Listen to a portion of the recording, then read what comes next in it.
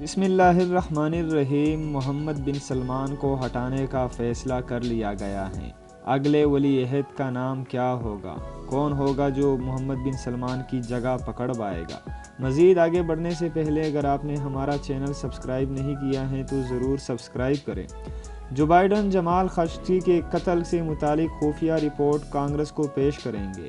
White house کی ترجمان جین ساکی نے اپنے ایک بیان میں انکشاف کیا کہ نو منتخب صدر جو بائیڈن نے سعودی حکومت مخالف صحافی جمال خاشقجی کے قتل کی خفیہ رپورٹ کانگریس کو پیش کرنے کے لیے اپنی آمادگی ظاہر کر دی۔ وائٹ ہاؤس کی ترجمان نے اس بارے میں مزید کہا کہ یہ قانون ہے اور ہم اس قانون پر عمل کریں گے۔ اس سے قبل امریکہ کے انٹیلیجنس ادارے کے ڈائریکٹر اپریل ہینس نے بتایا تھا کہ جو بائیڈن انتظامیہ معروف سعودی صحافی جمال خاشقجی کے قتل سے متعلق خفیہ رپورٹ کو منظر عام پر لانے کا ارادہ رکھتی ہیں۔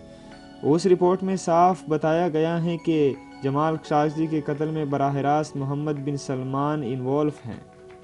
واضح رہے کہ جو بائیڈن انتظامیہ کے قریبی حلقے اس بات کا خدشہ ظاہر کر رہے ہیں کہ نئے امریکی حکام محمد بن سلمان کی جگہ ان کے چھوٹے بھائی خالد بن سلمان کو اقتدار میں لانے کی تیاری کر رہے ہیں۔